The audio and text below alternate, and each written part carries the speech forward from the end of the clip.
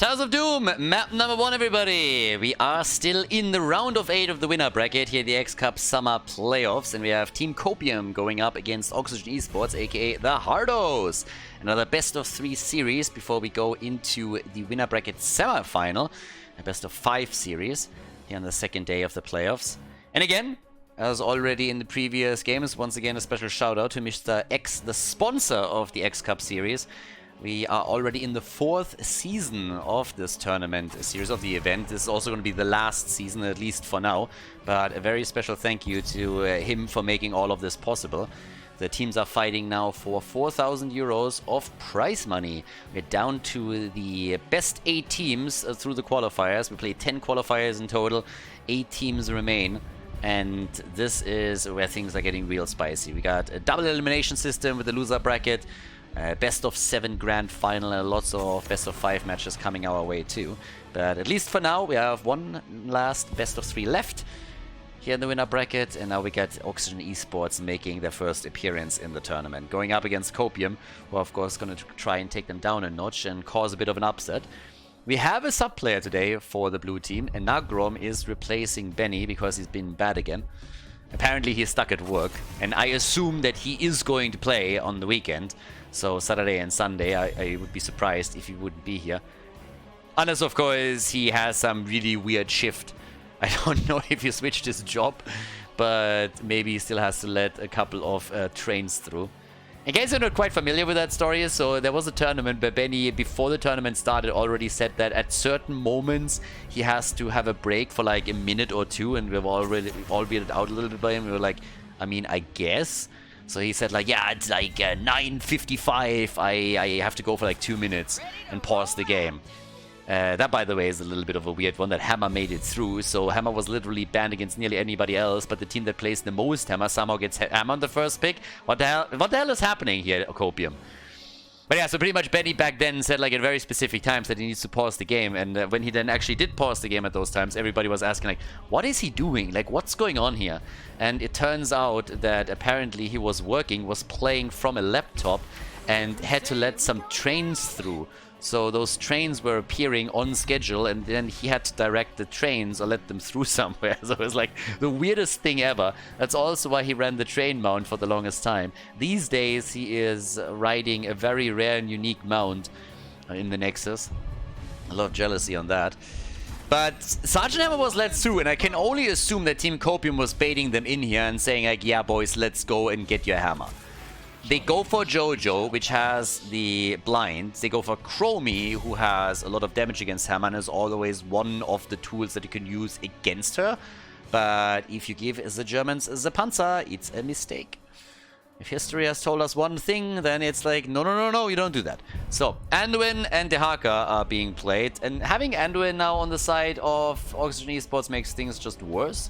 Because whenever Hammer is in trouble, Anduin can just pull her out. So, yeah, I'm not so... I mean, to be absolutely fair, I'm looking at this and I'm thinking, nobody is dumb enough these days to not ban Sergeant Hammer against Oxygen Esports.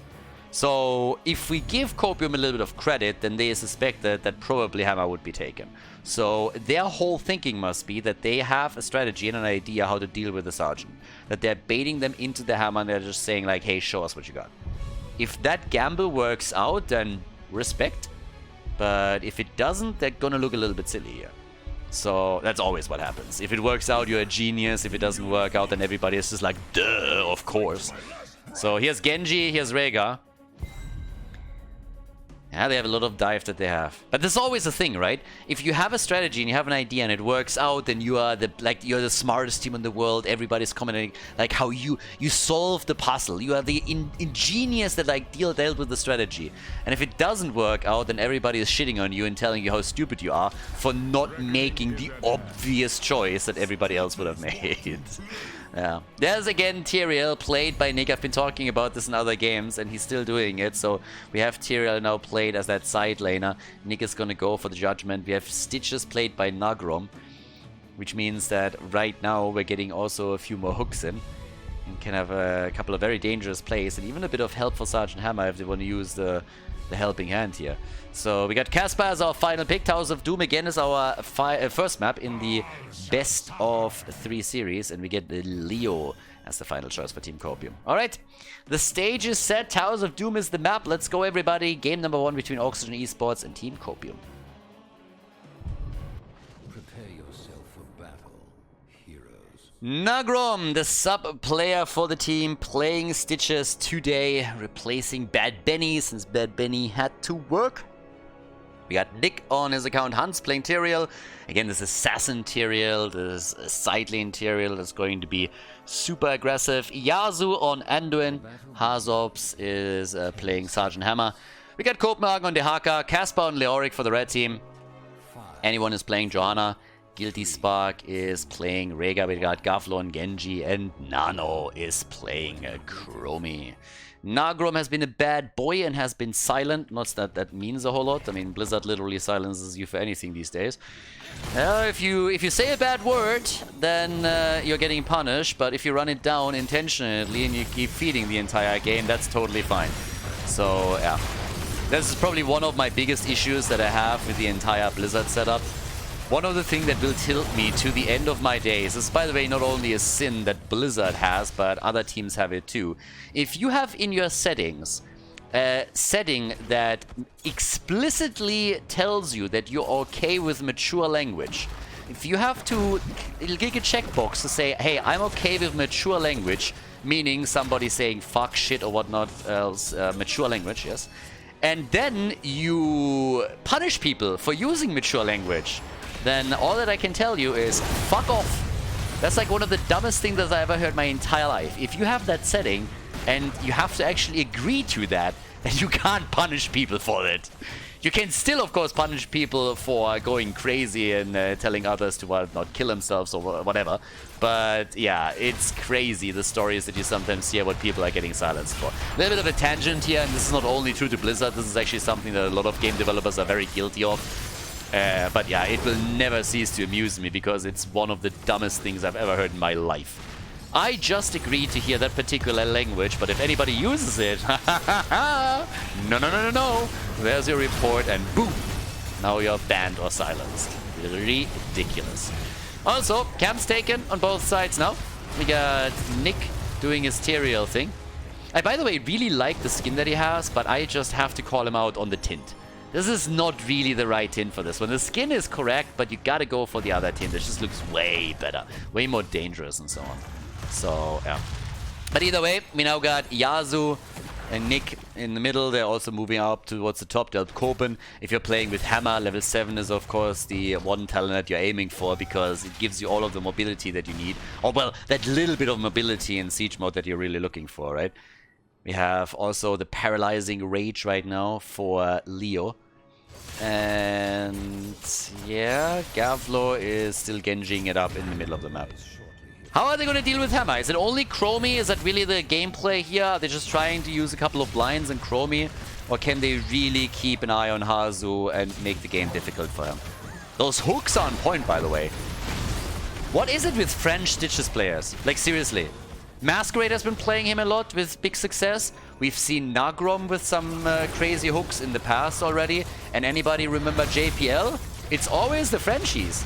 And I honestly don't really know why. So, yeah, they are really, really good at Stitches, apparently. They're just YOLOing these hooks out and just go for it. One of my favorite anecdotes, by the way, is in HGC times. Where we also had a Stitches involved, it was a mid-season brawl. I honestly can't really remember which one it was specifically, but back then Fnatic was the team that was dominating everything. In every single scrim, they were just crushing people. It was honestly ridiculous. I think they were on a 33-0 win streak in scrims when they attended the offline event. And in the grand final, it was Dignitas against Fnatic. And everybody, all the players, they said like, yeah, there's no way Fnatic is losing this. This is going to be a slaughter. It's going to be an absolute massacre. And I remember walking to the commentator desk and walking past Fnatic, shaking hands with them, good luck boys. And I walked past Dignitas and I hear JPL talking to the team and saying like, all right guys, we all agree we have no chance of winning this series, so we're just going to fuck around, right? And everybody agreed, and I was just like, oh my god, this is going to be horrible. They started picking Stitches and Tyrande, and they actually took Fnatic down and won the tournament. And everybody in every comment section was like, they are ingenious, they've been holding their strategy back, they've been doing so well, oh my god, so smart to save this composition for the final. And I was just sitting there, I was like thinking, if you guys just knew. I mean, they literally were like, yeah, we can't win, so let's just have some fun and fuck around. And that won them the entire thing. But it was just crazy in that particular context. And the games were obviously epic, don't get me wrong. But yeah, the French Stitches players, they always had that particular knack for some reason. Now with level 7 finally in, we have at this point also the Hava Siege mode. We currently got also the Purge Evil. Again, if you're going for Tyrael in that side lane position, in that assassin position, then you adjust the build, of course, a bit accordingly. Also, we're seeing Conviction taken on level 7. And yeah, the party is on. So right now, they get another hook in. Yeah, look at that. Another big hook. And Hammer is getting attacked, but Anduin is ready for it. There's too many heroes that can save the Sergeant. Hazorbs should really have a pretty good time here, trying to take everybody down. So, as it stands, we have them pressuring the bot lane a little bit. We haven't seen a single kill yet, by the way, in the game. But they're sieging up on structures, trying to break through the wall here too. And all the way up towards the top. There's, of course, always the Haka on guard, doing his thing. Another hook, another hit, and level 10 is about to be committed to. And then it is Judgment time. I gotta say, I really like that we're seeing Tyrael now being played this way, because Judgment was always fun. Back in the good old days when we had the Alpha, the Beta, and all of that. Judgment, Precision Strike, and Shock and Awe. Those were the talents. The good old comms that were just designed to take a hero apart within seconds. And there's Judgment. We also get the Putrid Bile. Napalm is in. And I gotta give it to Team Copium. Haven't died yet, so they're fighting back as best they can. And as the game continues and we now have these level 10 abilities, it's gonna be interesting too.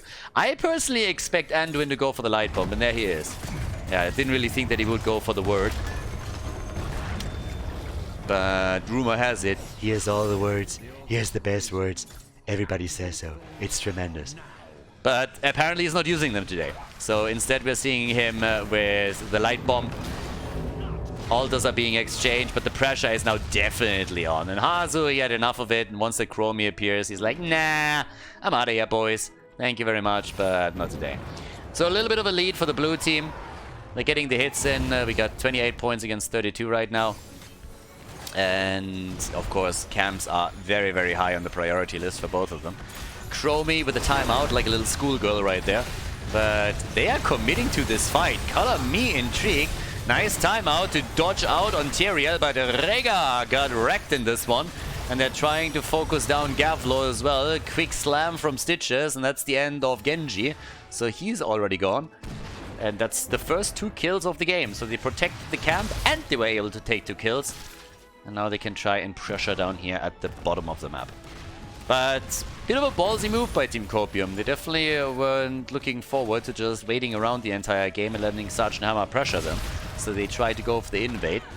And it didn't really work the way that they hoped for. Well, they got the Haka now up at the top. Still up against Leo. Level 13 talents are also ready for them. That gives us the extended hooks and Stitches. And they immediately go for Chromie. Has he missed a hook? Not many, right? So yeah, he's still landing them. Nagrom is going for it.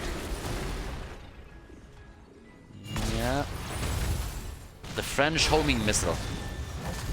I'm not sure what it is. Maybe he attached a little bit of good food over to that hook and baits them in like that. Whatever it is, it's working for the Frenchies.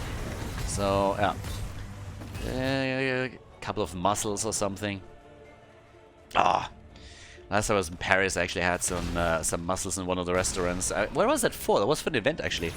I can't really remember what event that was for. It was a long, long time ago.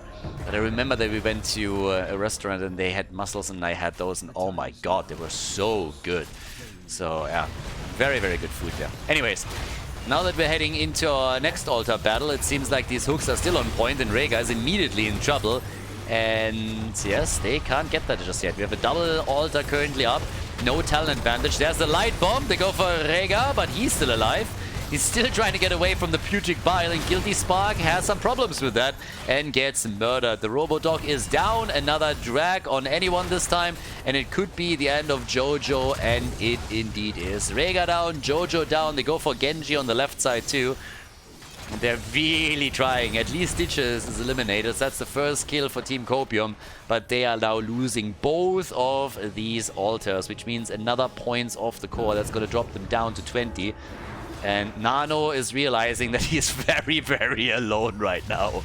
So he's like, yeah, team, help. And they're like, dude, we're already dead. And yeah, so is Chromie. So Chromie gets slapped around a little bit. Shut up, but she likes it. Always did. I mean, it's a kinky gnome. What do you want from me? I'm just pressing buttons here. 7 kills to 1. We got 16 on the board, and that gives us the double pull for Anduin. Anduin was always good at pulling out, so he has now 2 charges. We got the Pulverize, the Elongated Tongue. And yep, they're going for more cams. They have bell tower conversions going on. Full map control for the blue team at this point in time. And trying to go for Copenhagen over here. Yeah, and he is likely gonna... Don't tell me. Okay, thank you. Thank you. At least he died. Guys, if he would have escaped there, that would have been insane. So, there we go. He's able to... They are able to take him down. So the Haka is dead. Extinct again.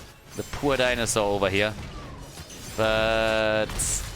yeah, maybe Chris Pratt is taking an interest and they're reviving him again for another Jurassic Park. Who knows? Now, the next altar is up, and obviously after that we will have a triple altar phase, but this is where the party is going to get real interesting, because they still hold on to 5 of those bell towers. If they get this one, it's going to be 15 points on the core, and then all of a sudden you're talking about a potential game-ending move with the next triple altar phase. So that's what could happen there. Nano.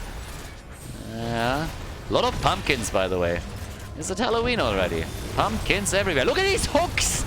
Look at these hooks! And Nano, you need to pay a little bit more attention. If you still had your button ready, then you can dodge that hook. I believe in you. A little bit. 5 shots fired. The 5 shots of Copium. 15 against 32. And, well, we have another hook coming. Stitches is getting it ready. And... nah, Nagrom only throws hooks out that he knows are gonna hit. Yeah, he's not gonna go for a loser move there. 16 versus 16. We go full drain. And they go for the Haka again. Yeah, the Haka is having a little bit of a tough time. Oh, look at that. Casper with the unique and rare mount. Usually it's Benny's job to show that to us. But today it's Casper. So unique, so rare. And Genji is dead. Ah, he got judged again. Nick is having some fun with this. Now they're retaking the bottom bell tower, so it's now 4 bell towers to 4. 46,000 damage for Genji. He's top damage in the game, by the way. But they're not getting the kills. They have 3 in total. 2 against the Haka, 1 against Stitches. And Chromie, they're trying another one. Ah, Yasu. Blessed Shield! Yes! There it is. They take the Crybaby down. Anduin is dead once again. And is now sobbing a little bit in the Nexus. I want my mommy! They're being mean to me! But yeah, nothing that he can do about that. Good save for them though. I really like the hook there, but the flanking Jojo with a Blessed Shield was a little bit too much. I mean, 2 missing, but they're still cutting the retreat path off of Tyrael, and he's moving out now too. Oh, look at Gavlo. He wants it. He wants those kills. He's getting a little bit mad here. They're starting to build up some momentum, and he's all here for it. Now the boss is up, but here's the triple altar move. Hazu gets attacked now too. And off we go. Level 20 for the Chromester. Going straight into the stuck in a loop. Shots fired on each side, and Tyrael is down. Okay. That's actually a nice move back for them. But the second altar for the blue team is now dropping them down into the single digits. 7 points on the core for Team Copium. And they still got the Haka for also side lane pressure. But at least an experience, they're bringing it back. Another hook. Jesus, Nagrom, can you calm down a little bit? Can you just miss one? Just to make the rest of us not feel that bad? Just one. Come on, do it for me. Just YOLO it out. Thank you, thank you. There we go. Appreciate that, my friend. Appreciate that. Nicely done. Good job. Yeah. That was the mercy hook. Just to make them feel a little bit better. Make us feel a little bit better. You know, when us mere mortals are playing Stitches. So, there we are. But alright. Now, we have half a level until 20. It's a 5 versus 5 on the map again. And we got another single altar coming up next. But there's of course always the problem that if you lose that fight, they could go for the boss as well. 33 stacks now for Tyrael. Oh, boy is a little bit more... Ah, there's another one. Okay, now you're overdoing it. Now you're overdoing it, my friend. You can go for another one. You can land them again. You're already Gucci. Stuck in a loop. And that's a kill. Tyrael is down. Yeah, they're capitalizing on that 20. But talking about 20, it seems like Oxygen Esports has it just in time for the fight here. And guess what? Team Copium doesn't. There's the light bomb, baby. And they get the hits in. Anyone goes down. The end of Johanna as the full force of Team Oxygen is coming into play. Hazu gets caught though, but Anduin is of course pulling them out once again. He's an annoying little fucker, isn't he? Every single time that you're landing in a tomb and you're thinking like, yeah, we got him. Then Anduin comes in and is like, nope. Nope. And just pulls them out. Alright, there's another hit against Casper, but he's still alive. Yeah, well, scratch that. He's down. And he went into the Burning Despair on level 20. Okay. Another loop, another hit. And can they get the kill? Rega! Okay. Rega gets away. Whew. Yeah, that would have been quite the problem. If you get killed by Anduin, I mean... Yeah, that's just adding insult to injury. The problem is that Stitches is channeling. And, well, that's another 4 shots fired, so now they're down to 3. Yeah, that means a single camp can end the game, or a single, well, the boss. Either the altar, boss, or whatever. Gift from the Embalmer on level 20, and we got the Ultra Capacitors for the Sergeant. And they're making the only play that they can. They go for the boss. Team Copium has to do that. They have to remove it as an option from Team Oxygen. So that's the reason why they went for it and didn't try to defend their bottom bell tower. And to be fair, it doesn't really matter if the bottom bell tower is under their control or under the control of Oxygen Esports. One more altar is going to end it one way or another. And, well, off we go again. Leo activates the straight early. Another light bomb, and I guess that's going to be the end of Rega. Rega is dead, and woof, unless Chromie is putting a fast one on them, this is going to be the end of it. Gavlor on the way out, anyone on the way out. Chromie is trying to fire away and drop a few of them.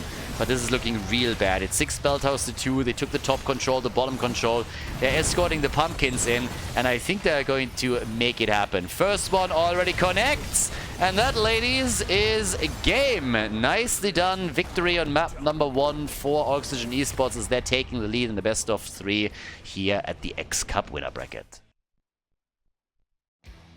Before we head into game number 2, make sure that you subscribe to the channel if you haven't done it yet so you don't miss out on any future content here on Khaldor TV.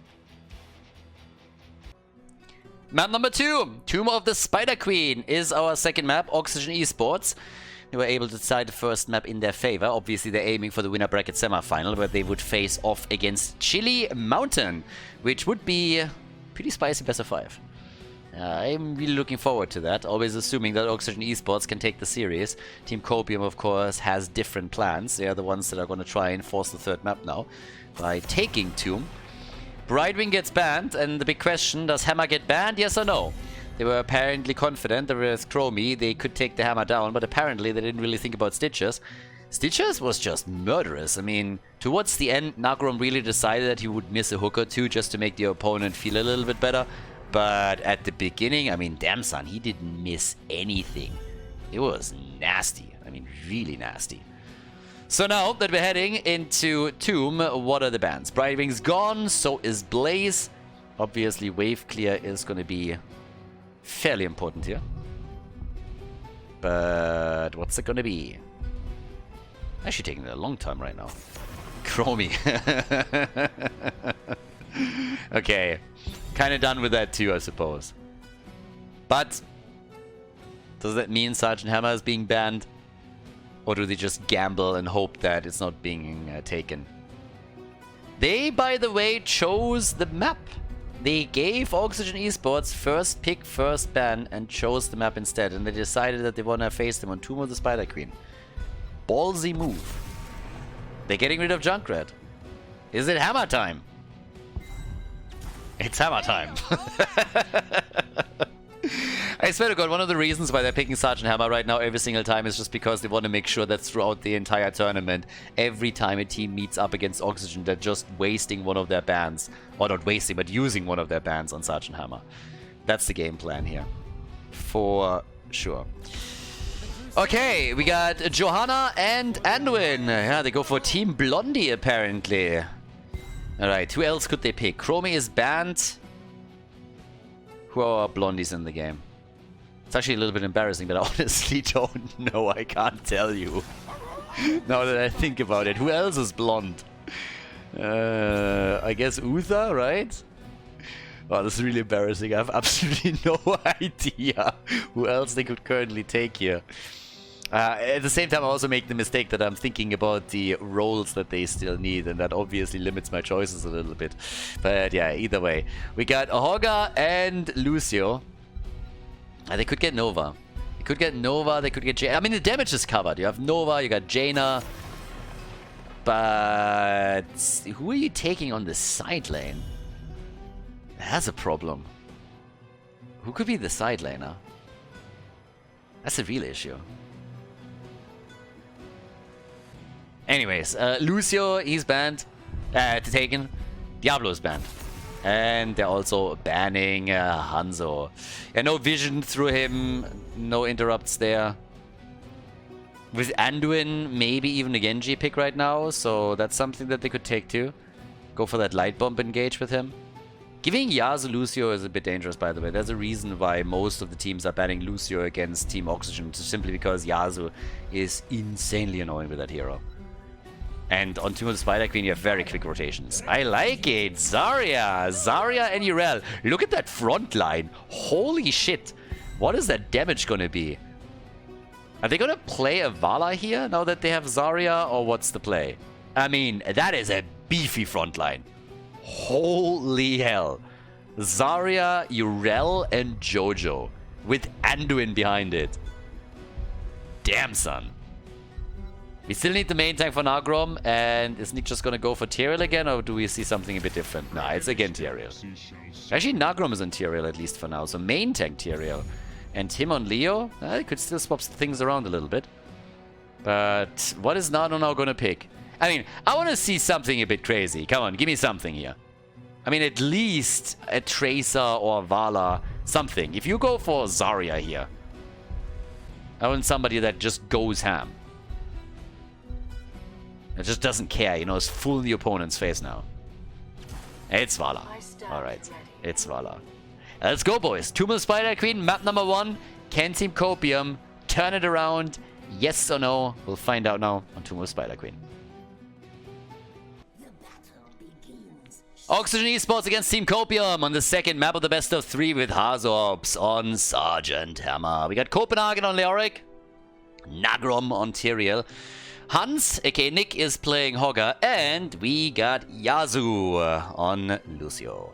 Casper on Yrel, we got Nano on Zarya, anyone on Johanna, Guilty Spark on Anduin, and Gavlo with the Arrow build Vala. Arrow build can be pretty brutal. Good Vala with a lot of stacks. Can go murderously ham there. So let's see if they can actually stack that properly. On level 1, we already got the maximum charge. And yeah, I mean, I'm a little bit worried because first of all, Sergeant Hammer. Second, you have Yasuo and Lucio. They're of course trying to go for some early damage down here at the bottom of the map, which is always nice. You just got to make sure that you're not overdoing it too much. But if you have Zarya, then oftentimes the whole idea is, of course, that you have a very strong 4-man and then you just go bananas on them. This time a bit of a different setup. Tyrael as a main tank, therefore likely it's going to be Sanctification that they're going to use on level 10. These days he's being played in both roles. And yeah, for good reason. I mean, Tyrael is strong. Tyrael is very, very strong in both of these roles. He's been played as a main tank for a long time, and that was a bit of a staple during the HGC times as well. Even when during the regular season he didn't make much of an appearance, as soon as we moved into the offline events, Tyrael would consistently become meta again, and then be played with Sanctification, empowering teams, and making their plays there. But either way, at this point, we got still Nano and anyone. They're doing their thing here at the bot lane by picking up Siege Giants. We have all the way up at the top Urel rotating as best as she can between the lanes to push this back. And yes, off we go. 3 tills to level 3 to 2. We now have 4 stacks for Vala. It's going to be crucial to really get her to a good stack amount throughout the game, but they are really aggressively pushing now the bot lane. They got Siege Giants now in too, and there it is. The entire wall is destroyed. They're capitalizing a little bit on the fact that Hazu doesn't have any mobility before he hits level 7, so really pressuring around the early game with the Siege Giants makes a lot of sense for them right now, and I like the way that they are playing this out. It makes them take the initiative and take that away from the blue team. So a different approach of what they were trying to do in the first game. And so far, at least, it's working out for them. Vala is stacking, is now sitting at 8 right there. And up at the top and in the mid lane, we still have the two of the melees doing as much as they can to stop the pressure and stop some of these structures to go down. So it's always a little bit of a trade scenario that we're in here. With level 4, we now get for Zarya also the defensive shielding. We got up at the top Copenhagen, still with Leo using all of that wave clear that he gets, especially now also with the Ghastly Reach, making sure that he is applying pressure against Team Copium too. And down on the bottom of the map, Hazu is just very quickly zipping around, trying to use his Z as well. Has on level 4 now the regenerative biosteel, which these days is becoming more and more the norm. Nick introduced it actually when he started to play Sergeant Hammer again and bring her back into the meta. 9 stacks for Vala, and after they destroyed the bottom wall, they're now working on the one in the middle. Nobody has turned in a single gem, by the way.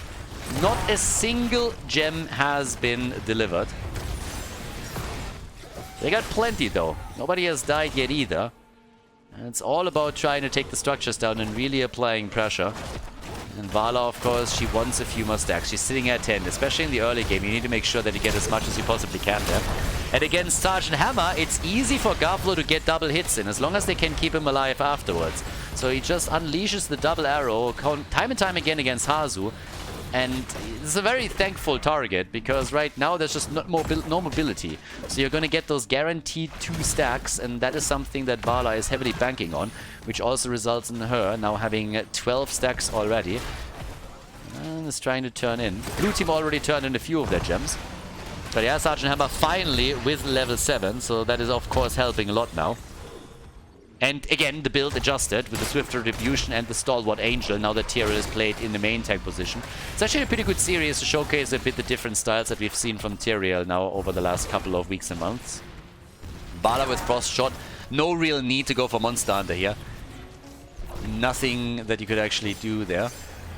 And yeah, Casper gets attacked too.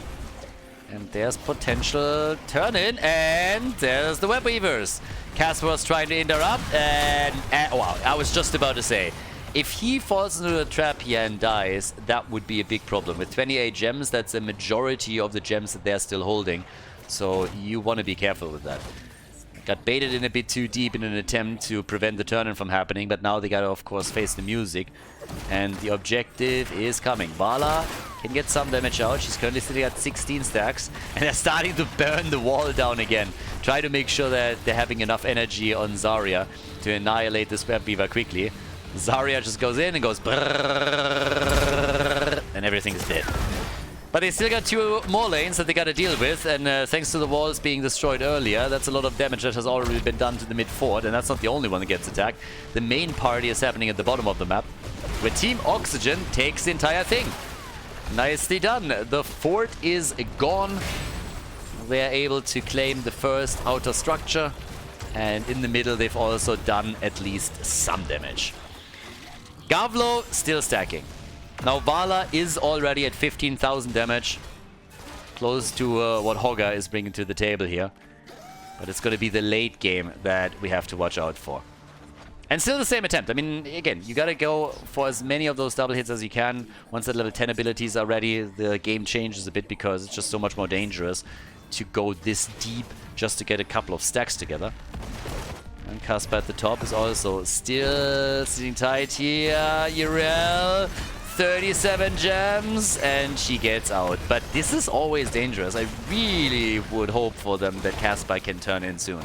Because if that doesn't happen, yeah, they have 2 heroes that have just way too many gems. In total, they're holding 90. They didn't deliver a single gem yet. Now they have to wait a little bit longer because the blue team has level 10. Don't want to fight against that. Shockwave 2, the high 5 for Lucio. And yeah, there's the Entomb. And Anduin, as usual, being the killjoy that he is. There's the Blessed Shield, there's the Light Bomb. They're trying to bring this back. Nice moves to keep Arzu alive. 20 stacks now for Vala, still getting the damage out and also contributing a bit with the stuns that she gets through the Rain of Vengeance. But they couldn't get a kill and they can't get any closer to a turn-in either. So that's another problem. Yeah, damage again, 19,000. Vala still looking good here. But there it is finally. Okay, so they're gonna get the turn-in. They're gonna get the turn-in. Hazu is trying to interrupt, but he's a bit too short with the Napalm Strike. Yeah, Hazu. Good damage on him as Vala is still stacking.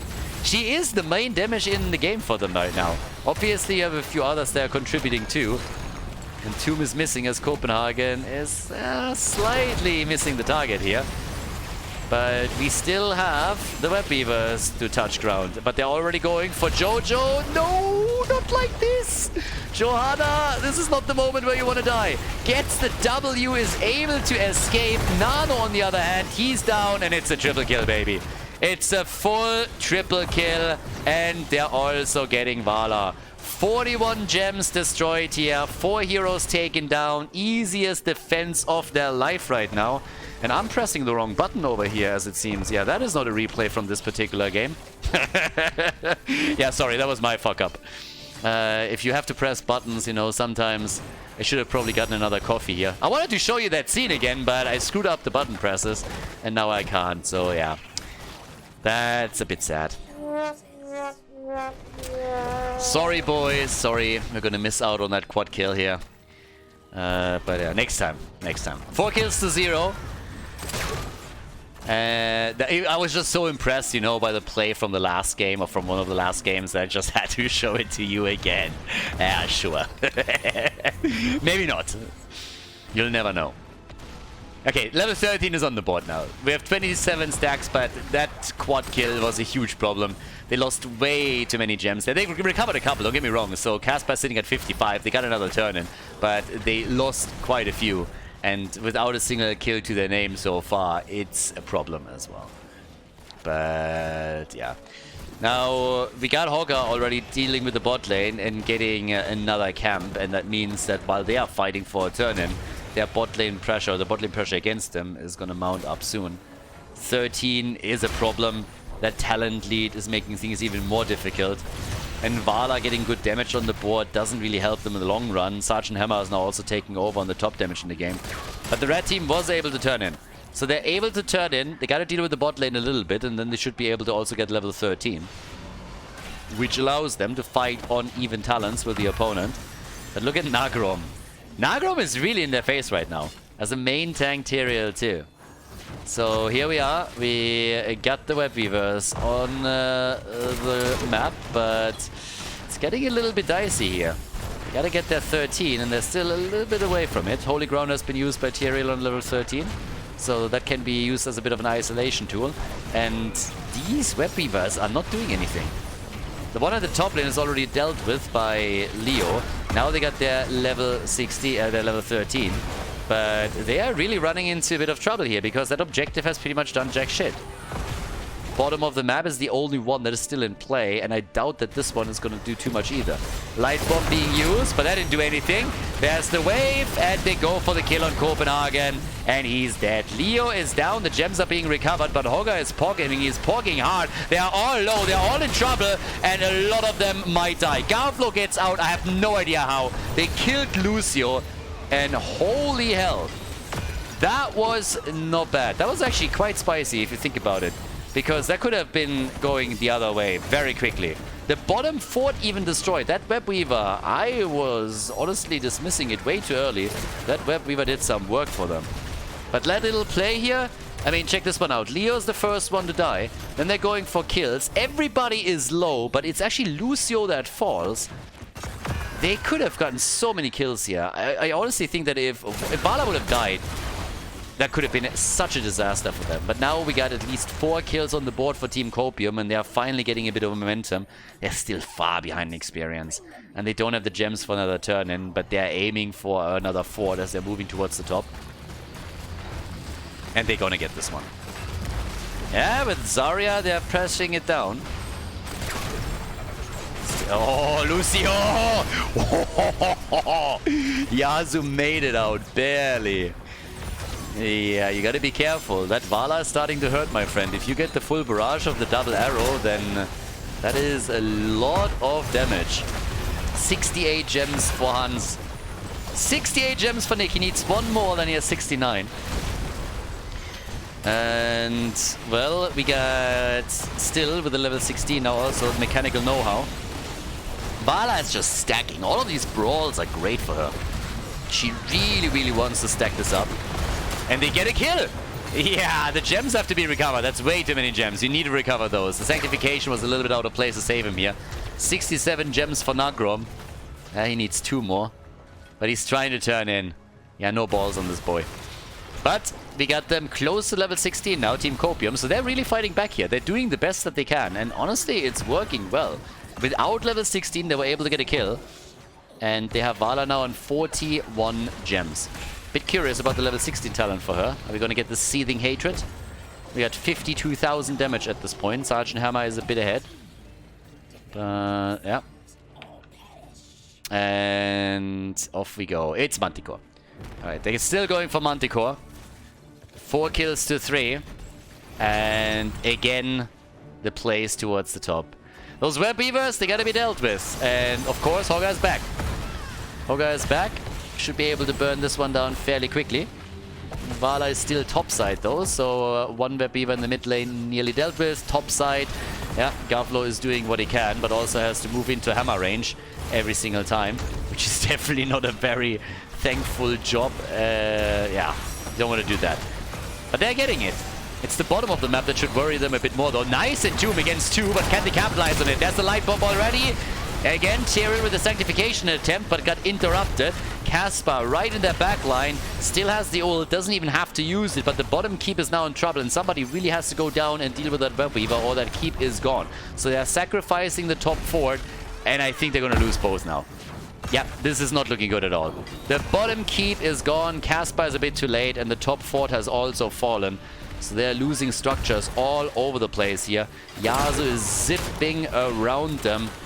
And yeah, maybe a little bit too deep now though. He's caught on the wrong side of this. He's trying to escape towards, I don't know where. But no, please don't. Please tell me that you guys can lock him down. Gavlo had enough. He's like, fuck it. I'm gonna deal with it myself. So yeah, Lucio dies. But that looked for way too long as if, as if Lucio might actually escape. So a little bit of a Hail Mary move again. They're going for the boss. They're trying to take it here. At the same time, Hazu and Nagrom are now trying to go for the mid keep. It's a bit of a desperation move by Team Copium. They're trying to take that boss and they're going to be able to get it, but I think they're going to lose the mid keep for it. So it's not enough, honestly. This is not a good trade for them. Unless they somehow are able to now siege up at the top side and go for keep and maybe even core. But this is hurting them a lot. And they're not even dealing with the boss. Instead, they have to try and save Caspar. They hope that they can get a kill here. But even that is a bit of a question mark. Nagrom has 35 gems on the other hand. But they let him go. Instead, they go for Sergeant Hammer. And Hazu's not going to make it. Hazu goes down.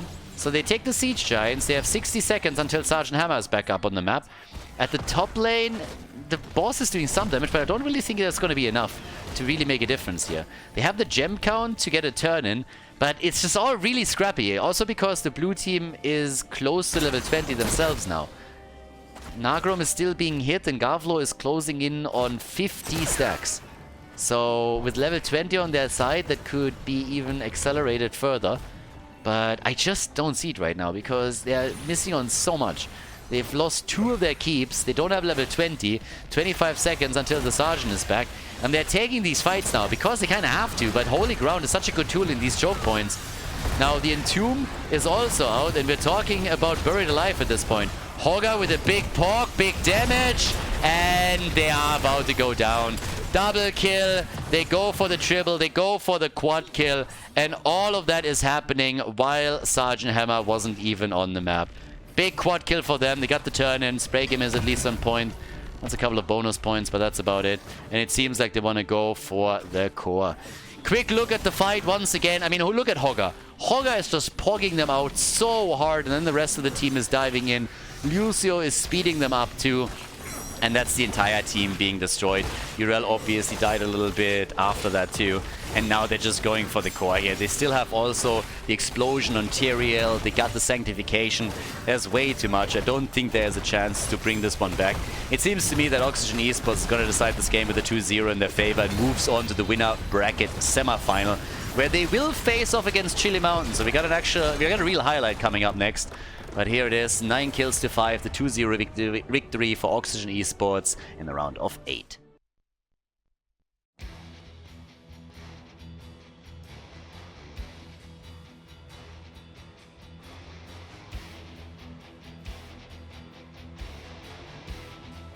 Thank you everybody for watching the video today. I hope that you enjoyed the show and the commentary. And keep in mind that the spoiler protection that is going to run for the rest of the video is made possible by all the support on patreon.com. So guys, if you want to support my work, if you want to help me start new projects and keep the spoiler protection in place, please consider heading over to patreon.com/Khaldor. There's also a link in the YouTube description and check that out. Thanks in advance and see you guys next time with more esports coverage here on Khaldor TV. Have a great day.